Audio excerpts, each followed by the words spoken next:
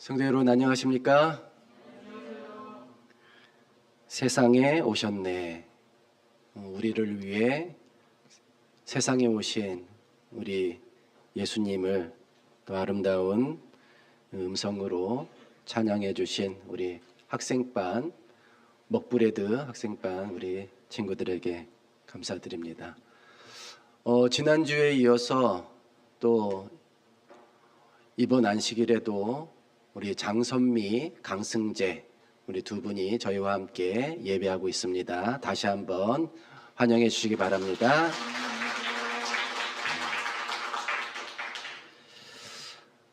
그리고 제가 참 감사하게 여기는 분들이 있습니다. 우리 미디어 우리 방송을 담당하고 있는 우리 권혁범 집사님 그리고 유지은 집사님,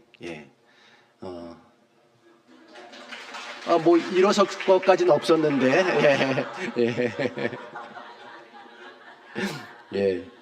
우리 진짜 제가 저 왔다 갔다 하면서 얼마나 힘들었습니까?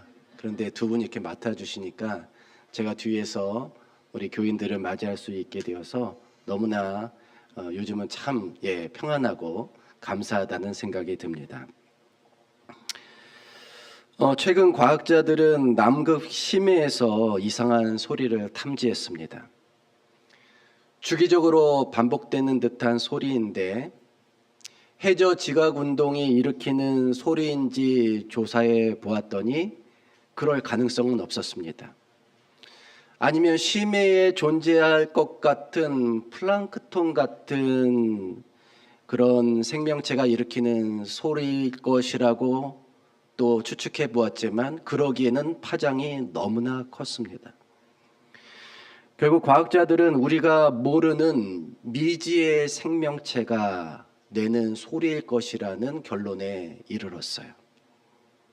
심지어 그 소리는 하나가 아니라 적어도 서로 다른 4개의 소리가 마치 대화를 하듯이 파장을 일으킨다고 했습니다. 상식적으로 깊은 바다에는 빛이 도달할 수 없기 때문에 산소가 희박하여서 생명체가 살아갈 수 없는 것으로 알려져 있거든요. 그런데 심해의 그 산소 농도를 측정한 어느 과학자가 4,000m 깊이의 바다 산소 농도를 측정한 결과 너무나 깜짝 놀랐습니다. 왜냐하면 산소 농도가 깊은 바다에서 오히려 증가하고 있었기 때문이에요. 그것은 지금까지 우리가 알고 있는 과학적 상식을 뒤집는 결과였습니다. 그래서 기계가 고장난 줄 알고 다시 정비한 다음 측정을 했는데 결과는 같았습니다. 아니, 빛이 없는 곳에, 빛이 닿지 않는 곳에 어떻게 산소가 생겨날 수가 있을까요? 빛이 없으면 식물이 자랄 수 없고 식물이 없으면 광합성을 할 수 없기 때문에 산소를 만들 수 없잖아요. 탐사를 해보았더니 심해 바닥에는 뭐가 있어요? 망간 덩어리가 있는데 이것들이 정극을 띠고 있어서 심해의 깊은 바닥에서는 최대 0.95V의 전기가 흐르고 있고 이 전기 때문에 물이 산소와 수소로 분해되는 작용이 일어나고 있었다는 것입니다. 그렇게 되면 심해에도 생명체가 살아갈 수 있는 매우 중요한 조건이 갖춰지게 되는 것이죠. 단, 인류는 아직까지 심해에 어떤 생물이 살고 있는지 다 밝혀내지 못하고 있을 뿐입니다. 지금 말씀을 드린 내용은 제가 즐겨보는 유튜브 채널 SOD에서 들었습니다. 이 채널 제작자는 이번 발견에 대한 자신의 소감을 이런 식으로 남겼습니다. 세상에 설계자가 있다면 그는 정말 미칠 정도로 이 세상을 정교하게 설계한 것 같다. 어떻게 이 모든 것이 그저 우연이라고 말할 수 있겠는가? 나는 인간의 상상을 뛰어넘을 정도로 너무나 정교하게 설계된 이 지구에서 형연할 수 없는 경이로움을 느낀다. 정말 흥미로운 것은 창세기 1장을 보면 하나님께서 동물을 만드시기 전에 식물을 먼저 만드시죠. 동물이 살려면 식물로부터 산소와 에너지를 공급받아야 되잖아요. 그래서 이게 맞는 전개입니다. 식물을 먼저 창조하고 동물을 창조하는 이 순서가 맞아요. 그런데 식물의 창조와 동물의 창조 사이에 하나님은 하늘의 광명체를 창조하십니다. 이 말은 햇빛이 있기 전에, 그러니까 우주의 빛이라는 게 먼저 있었지만 이 지구를 따뜻하게 하는 햇빛이 있기 전에 먼저 뭐가 있었다는 뜻이에요? 식물이 있었다는 뜻입니다. 그러면 햇빛이 있기 전에 식물이 어떻게 살 수 있을까요? 닭이 먼저인지 계란이 먼저인지와 같은 문제인데, 여러분, 식물이 생존하기 위해서도 뭐가 필요해요? 햇빛 필요한데 산소가 필요해요. 식물도 산소를 호흡해야 돼요. 그러면 식물이 광합성을 하기 시작하기 전에 살기 위해 최소한의 산소가 필요한데, 그 산소는 어떻게 공급되었는지, 그러니까 광합성을 시작하기 전에 산소가 어떻게 공급되었는지 우리가 의문을 품지 않을 수가 없었어요. 그런데 심해 바닥에 깔린 망간 배터리가 지구에 산소를 공급할 수 있다면 이 의문은 저절로 풀리게 되는 것입니다. 여러분, 이 의문이 풀린 게 언제냐면 작년이에요. 작년 전까지는 몰랐어요. 사람이 자연을 보고 경이로움을 느낀다면 그는 그 순간 창조주 하나님을 만난 것입니다. 우리 같은 보통 사람은 자연의 놀라운 외관과 경관을 보고 경이로움을 느낍니다. 하지만 과학자들과 연구자들은 세상을 존재하게 하는 원리, 그 법칙의 정교함에서 경이로움을 느껴요. SOD 제작자도 반도체 엔지니어지만 무신론자거든요. 자신이 무신론자라고 얘기해요. 그러면서도 종종 신에 대해서 언급합니다. 왜냐하면 과학이 인간의 한계를 계속 넓혀가면서 미지의 세계를 알아가는 그 과정에서 점점 더 많은 것으로부터 경이로움을 느끼고 있기 때문입니다. 고차원적인, 고도의 지적인 설계자가 아니라면 세상이 어떻게 이렇게 정교하게 운영될 수 있을까 하는 생각을 저절로 하게 된다는 것이죠. 성경 시편의 기자는 홀로 큰 기이한 일들을 행하신 이에게 감사하라. 그 인자하심이 영원하미로다. 지혜로 하늘을 지으신 이에게 감사하라. 그 인자하심이 영원하미로다라고 탄복했습니다. 여러분, 사람들이 종교를 점점 더 멀리하는 이유는 과학으로 말미암아 신이 존재하지 않는다는 사실을 알게 되었기 때문이 아닙니다. 반대로 과학의 발견에서 경험한 그 경이로움과 경외심을 우리가 무시한 채 그저 과학기술이 제공하는 풍요로움 가운데서 인간이 자기 마음대로 살고 싶은 욕망의 노예가 되었기 때문이에요. 감사함을 모르는 거죠. 이렇게 만들어주신 분에 대한 감사함을 잊고 그저 그 가운데서 내 마음대로 살고 싶은 욕망 때문에 하나님을 뭐 했다? 잊어버렸다는. 인류의 조상이 범죄한 이유도 마찬가지였습니다.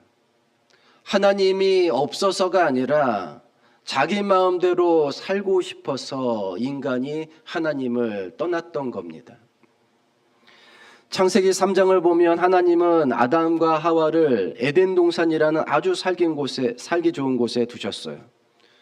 그들은 그곳에서 아무 부족함 없이, 아무 불편함 없이 너무도 행복하게 살았습니다. 단 동산 중앙에는 생명나무와 선악을 알게 하는 나무 두 그루가 있었는데, 하나님은 그 중에서 선악을 알게 하는 나무의 열매를 먹지 말라고 명령하셨습니다. 그것을 먹는 날에는 어떻게 될 것이라고요? 죽으리라고 경고하셨어요. 대신 생명나무는 동산의 모든 나무의 열매와 같이 먹을 수 있었습니다. 그런데 그들이 누리는 이 완전한 행복과 평화는 마귀가 뿌린 욕망의 씨 때문에 파괴되고 말았습니다. 뱀에게 들어가 하와에게 접근한 마귀는 동산에서 자라는 모든 나무의 열매를 하나님께서 금지하셨는지 물어보았어요. 하와는 한 그루 나무를 제외하면 아니라고 대답했습니다. 그리고 그것을 먹으면 죽을 것이라고 하는 하나님의 경고도 함께 언급했어요. 잠깐 동안은 하와의 단호함이 돋보였습니다. 그러나 뱀의 이 질문법은 선악을 알게 하는 나무를 직접 언급하지 않으면서도 하와로 하여금 그것을 생각하게 했고, 그것을 언급하게 했을 뿐만 아니라 심지어 그것을 왜 먹지 못하게 하셨을까라고 하는 의구심을 품게 만들었어요. 뱀은 얼른 그 틈을 이용해서 그것을 먹어도 죽지 않을 것이라고 유혹했습니다. 오히려 그것을 먹으면 너희도 하나님과 같이 된다고 설득했습니다. 그 말을 듣고 보니까 선악과가 더욱 탐스러워 보였어요. 그리고 이 좋은 것을 왜 못 먹게 하셨는지 의아해하면서 창조주의 사랑을 의심하는 마음을 품게 됩니다. 왜 이 좋은 거를? 그렇게 좋은 거야? 그러면서 하와는 그 금단의 열매를 따먹었고 아담에게도 주어 먹게 했습니다. 여러분, 이제 아담과 하와의 운명은 어떻게 될까요? 저 열매를 먹으면 어떻게 된다고 그랬어요? 죽는다고 했어요. 그들은 하나님의 경고대로 이제 죽어야 했습니다. 그들이 죽어야 하는 이유는 욕망을 품은 인간이 하나님께서 창조하신 완전한 세계에 흠을 내고 평화를 파괴할 존재가 되었기 때문입니다. 여러분, 그런 거 있잖아요. 아주 사이좋게 노는 아이들 틈에 한 아이가 장난감을 가지고 욕심을 부려요. 이건 내 거야. 자, 그러면 그렇게 사이좋게 놀던 아이들 사이에 어떻게 돼요? 뭐가 일어납니까? 다툼이 일어나기 시작하잖아요. 그거예요. 모두가 행복하고 만족하게 살아가고 있는 이 세계에 욕심을 품은 존재가 생겼으니 그 평화는 어떻게 될 거예요? 곧 깨어지죠. 그 완전한 행복은 깨어지게 됩니다. 따라서 이러한 존재는 어떻게 돼야 돼요? 사라져야 해요. 아담과 하와는 선악과를 먹자마자 자신이 벌거벗은 사실을 깨닫고 나뭇잎을 엮어 수치를 가렸습니다. 전에 그들은 하나님의 형상을 반사했기 때문에 존재 자체만으로도 영광스러웠어요. 그러나 하나님의 사랑을 의심한 결과 그 영광은 사라지고 말았습니다. 그들은 이제 죽음을 직감하고 하나님을 피해 숨었습니다. 그때 하나님이 그들을 찾으셨어요. 아담아, 하와야, 너희 어디 있니? 여러분, 하나님이 찾으시니까 얼마나 무서웠을까요?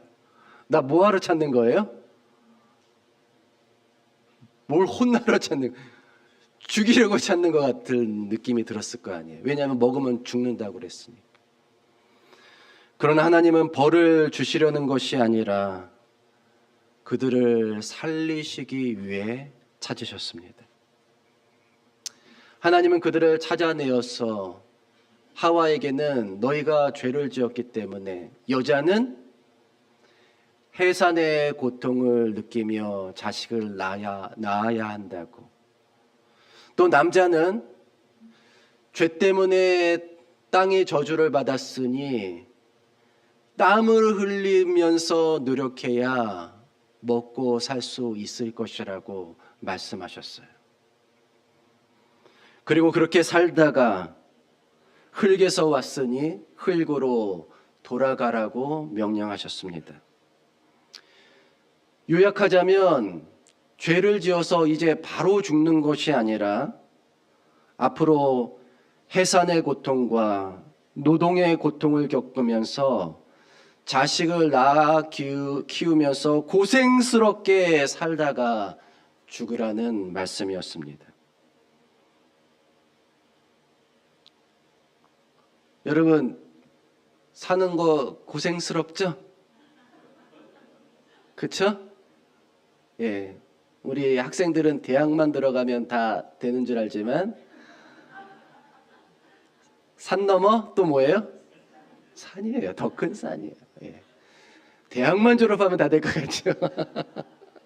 결혼만 하면 뭐 산 넘어 더 큰 산이 항상 기다리고 있습니다. 삶은 고생스러워. 아니 그러면 죄 지으면 바로 죽이시지 왜 고생스럽게 살다가 죽으라고 하시는가? 왜냐? 이 고통으로부터 인간을 구원할 메시아가 사람의 후손으로 오실 것이기 때문입니다.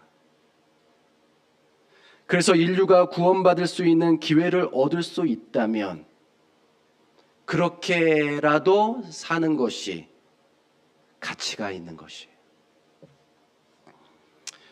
대신 하나님은 그들이 죄를 지은 상태로 영생하지 못하도록 에덴 동산 밖으로 내보내셨습니다. 그런데 그냥 내보내신 것이 아니라 가죽옷을 지어 입혀 주셨어요. 이때 아담과 하와의 수치를 가리기 위해서 한 동물이 희생을 당했습니다. 그 동물은 인간의 죄를 대신해서 죽임을 당하실 메시아를 상징했어요. 그리고 하나님은 아담과 하와를 유혹하여 죄에 빠지게 한 뱀에게 이런 말씀을 하셨습니다. 내가 너로 여자와 원수가 되게 하고 내 후손도 여자의 후손과 원수가 되게 하리니 여자의 후손은 내 머리를 상하게 할 것이요 너는 그의 발꿈치를 상하게 할 것이니라. 이는 장차 사람의 아들로 태어날 메시아께서 자신을 희생하는 방식으로 죄의 원인인 마귀를 물리치고 죄의 문제를 해결해서 인간을 구원할 것을 예고하신 것입니다. 그리하여 하나님을 믿는 사람들은 희생양으로 예표된 메시아가 오기를 기다리며 믿음을 가지고 살았습니다. 그리고 마침내 예수님이 이 세상에 오셔서 우리 죄를 대신하여 십자가에 죽으심으로 그 예언은 성취되었습니다. 그래서 인류는 예수를 믿고 구원을 받을 수 있는 기회를 얻게 된 것이에요. 이 기회를 얻기 위해서 우리는 고생스럽지만 살아가야 하는 것입니다. 그런데 이 구원의 은혜는 일부의 사람들에게만 해당되는 것이 아니라 모든 사람들에게 해당되는 큰 은혜입니다. 단 누구를 믿기만 하면, 예수를 믿기만 하면 얻을 수 있는 은혜예요. 예수를 믿기만 하면 누구에게든지 주어지는 편견 없는 하나님의 은혜입니다. 대신 우리는 죄가 이 세상에 가지고 온 참혹한 현실과 불행을 인정해야 합니다. 여러분, 죄는 단순한 문제가 아니에요. 죄는 이 세상을 갉아먹고 창조의 질서를 파괴하고 무섭고 끔찍한 결과를 야기했습니다. 인간의 이기적인 욕망이 우리의 삶과 가정과 공동체와 사회와 이 세상의 생태계 전체를 얼마나 큰 혼돈과 고통과 불행으로 몰아갔는지 우리는 지금 보고 있어요. 여러분, 이것은 보통 문제가 아닙니다. 그 뿌리가 너무나 깊어서 인간의 어떤 철학으로도 법과 어떤 제조로도 또 어떤 과학기술로도 해결하기 어려운 근본적인 문제가 바로 죄의 문제예요. 죄는 모든 불행의 원인이고 질병의 원인이고 사회불안과 혼란의 원인이고 모든 갈등과 불화와 전쟁의 원인입니다. 지금 우리는 인간의 이기심과 욕망이 빚어놓은 세상을 보고 있어요. 여러분들이 생각하는 모든 불행, 인류가 겪고 있는 모든 고통, 무엇 때문에 벌어지고 있는 것입니까? 죄 때문이에요. 인간의 욕망으로 인하여 들어온 죄. 이기심과 욕심 때문에 빚어지는 일들입니다. 하나님은 이러한 세상으로부터 우리를 건지고 구원하기를 원하십니다. 그 이유는 하나님은 정말 우리를 사랑하시기 때문이에요. 하나님은 우리를 정말 사랑하십니다. 성경에서 하나님의 사랑을 대표하는 단어는 뭡니까? 아가페예요. 이거는 하나님의 사랑, 신의 사랑을 말하는 거예요. 아가페. 인간의 사랑은 아가페라고 부르지 않아요. 인간의 사랑은 뭐라고 불러요? 예를 들면 남녀 간의 사랑은 뭐라고 부릅니까? 에로스라고 부르고, 친구 간의 우정은 필로스라고 부르고, 부모의 사랑은 스톨게라고 불러요. 그런데 인간의 사랑과 하나님의 사랑은 어떻게 다릅니까? 일단 크기가 달라요. 그리고 가장 중요한 것은 그 사랑의 성격이 다릅니다. 사람의 사랑은 조건적이에요. 상대가 어떻게 하느냐에 따라서 변하는 사랑입니다. 달라지는 사랑이에요. 그러나 하나님의 사랑은 무조건적인 사랑입니다. 우리가 그분에게 어떻게 하느냐에 따라 달라지는 것이 아니라 오직 그분이 결심한 대로 내가 어떤 사람이든지 내가 얼마나 착하든지 악하든지 관계없이 그분이 결심하고 결정한 대로 모든 사람에게 주기를 원하시는 무조건적이고 무한한 사랑, 그것이 바로 아가페 사랑입니다. 여러분, 우리는 어떤 사랑을 받고 있어요? 아가페 사랑을 받고 있어요. 무조건적인 사랑을 받고 있어요. 변함없는 사랑을 받고 있습니다. 우리 인간의 사랑같이 변덕스러운 사랑이 아니에요. 예. 오늘은 사랑한다고 말했다가 내일은 이래버리는 사랑이 아닙니다. 그런데 하나님의 사랑을 느끼는 게 쉽지가 않아요. 여러분, 하나님의 사랑이 느껴지세요? 그 느끼는 게 쉽지가 않아요. 근데 우리가 부모님의 사랑을 느끼는 게 쉽지 않은 거와 비슷한 겁니다. 여러분, 부모님의 사랑의 실체가 뭐라고 생각합니까? 부모님의 사랑의 실체는 나를 있게 한 것, 그리고 나를 존재하게 하는 것입니다. 나를 계속 존재하게 하는 것, 그게 부모님의 사랑이에요. 부모는 본능적으로 자녀를 존재하게 하는데 최선을 다합니다. 자녀를 태어나게 할 뿐만 아니라 자녀의 생명을 보호하고 잘 성장하도록 하는데 최선의 노력을 기울입니다. 그래서 먹이고 입히고 재우는 거예요. 안 먹이면 억지로라도 떠먹이고 또 안 입으려고 하면은 혹시라도 감기에 걸릴까 봐 더 억지로 꾸역꾸역 입히는 것이 부모의 사랑입니다. 부모의 사랑은 우리를 뭐하게 하는 사랑이라고요? 존재하게, 계속 존재하게 하는 사랑이에요. 그런데 자녀들은 부모가 나에게 해준 것이 무엇이 있느냐고 질문합니다. 이 질문은 자신을 존재케 한 부모의 모든 노력은 일단 제외하는 거예요. 그거는 일단 당연한 거고, 우리가 마시는 물과 공기가 마치 당연해서 그렇게 우리가 고마워하지 않는 것처럼 말입니다.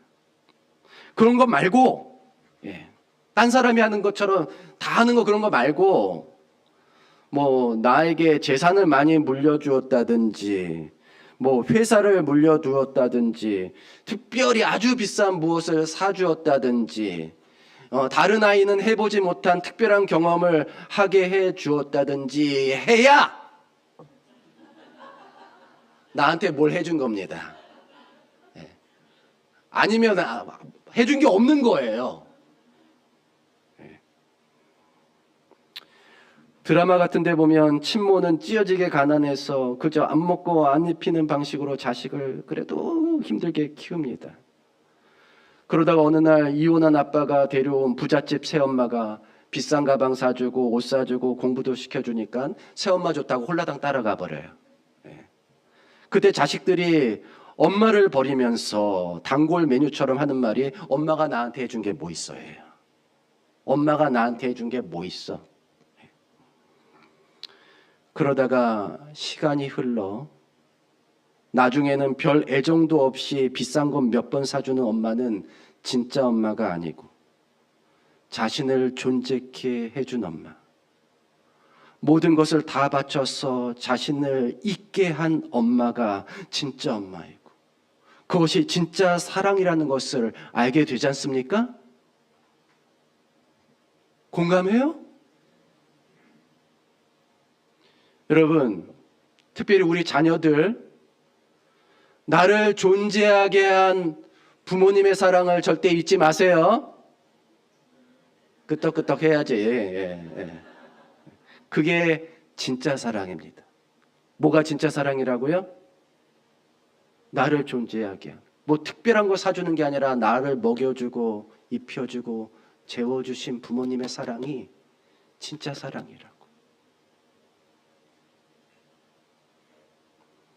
그런데 하나님의 사랑은 더욱더 나를 존재하게 하는 사랑입니다.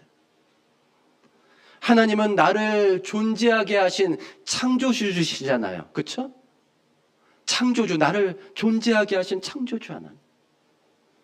그리고 나를 멸망할 운명에서 건지시고 영원한 생명을 주신 구세주시잖아요. 나를 뭐하게 하신다고요? 존재하게 하신다. 하나님의 사랑은 우리가 사치를 누리고 권세를 누리고 명예를 누리도록 뭐를 턱턱 해주는 그런 가짜 사랑이 아니라 우리를 존재하게 하는데 모든 초점을 기울이고 모든 자원과 에너지를 집중시키는 진짜 사랑입니다. 예수님이 십자가에 달려 우리 대신 죗값을 치르시고 우리를 사망에서 구원하신 이유도 다 우리를 영원히 존재하도록 하게 하시는 그분의 진짜 사랑 때문인 것입니다. 그런데도 우리가 그 사랑을 알지 못하는 이유는 우리를 존재하게 하시는 하나님의 사랑을 마치 물과 공기처럼 당연하게 여기고 있기 때문이에요. 내가 살아가는 것이 그냥 당연한 것처럼 생각합니다.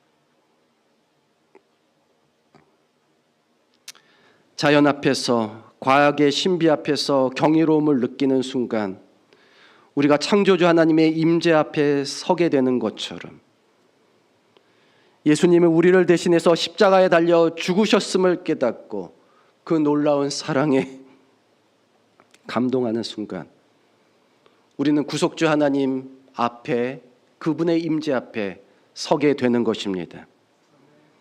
하나님은 나를 존재하게 하시려고 온 우주를 다 주어도 바꿀 수 없는 우주 최고의 자원, 하나님의 아들을 이 세상에 보내셨습니다. 그리고 예수님은 자신의 모든 것을 다 희생해서 우리를 존재하게 하시려는 하나님의 사랑을 십자가에서 나타내셨습니다. 우리는 하나님의 이 진짜 사랑을 알아야 합니다. 세상에서 성공하고 돈 많이 벌고 더 부자가 되기를 구하는 것은 어쩌면 아담과 하와가 선악과를 원할 때 가졌던 욕망에서 비롯된 것일 수도 있어요. 만약 우리가 하나님이 그런 것들을 주시지 않는다고 해서 하나님이 없다 하거나 하나님이 나에게 뭘 해주셨냐고 따지고 든다면 우리는 진짜 사랑은 모르고 가짜 사랑만 구하는 그런 불효자식이 되는 것입니다. 교회를 다니지 않아도 사람들이 잘 아는 찬송가가 있죠. 뭡니까? Amazing Grace. 이 찬송은 미국 인디언 민요가락에 가사를 붙여서 만들었는데 그 가사는 존 뉴턴이라고 하는 목사가 지은 찬송시에서 비롯되었습니다.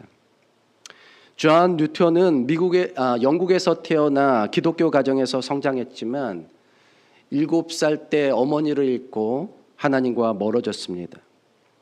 그는 젊은 시절 바다를 누비는 선원으로 살면서 방탕한 세월을 이어가다가 급기야 노예무역선 선장이 되어서 흥이들의 생명을 경시하는 잔혹한 일에 가담합니다.